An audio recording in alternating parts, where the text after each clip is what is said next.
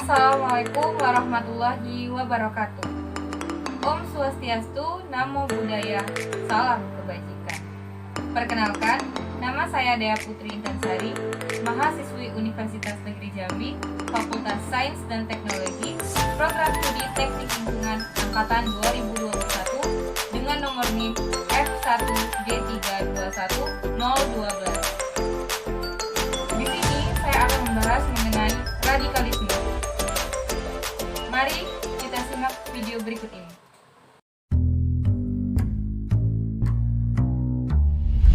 Akhir-akhir ini kita sering dengar berita yang bikin kita berduka. Aksi terorisme kembali bermunculan dan korban jiwa pun berjatuhan. Tapi sebenarnya apa itu terorisme dan kenapa ada orang yang tega melakukannya?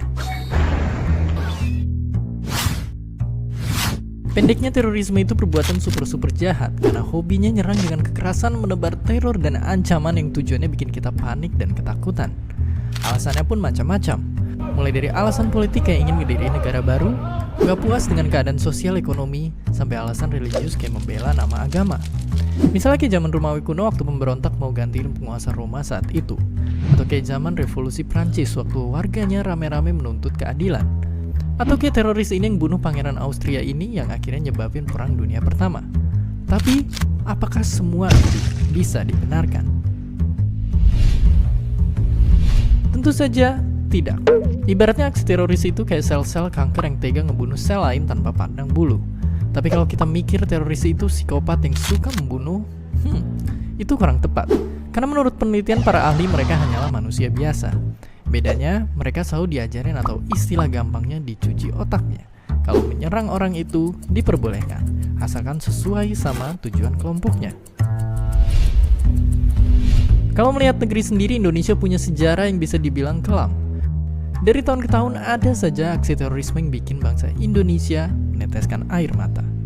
Indeks terorisme global juga menempatin Indonesia di posisi yang bisa dibilang mengkhawatirkan. Artinya bangsa ini masih punya masalah panjang yang harus diselesaikan. Maka, kejahatan terorisme harus dihentikan. Karena selain banyak nyawa telah berguguran dan tidak boleh ada lagi yang menjadi korban, aksi terorisme juga bikin rupiah melemah, warga jadi takut kemana-mana, turis asing ogah ke Indonesia, dan bahkan bikin rakyat nggak lagi percaya sama pemerintah yang sedang bekerja. Akhirnya kekacauan di mana-mana dan kitalah yang selalu menjadi korbannya.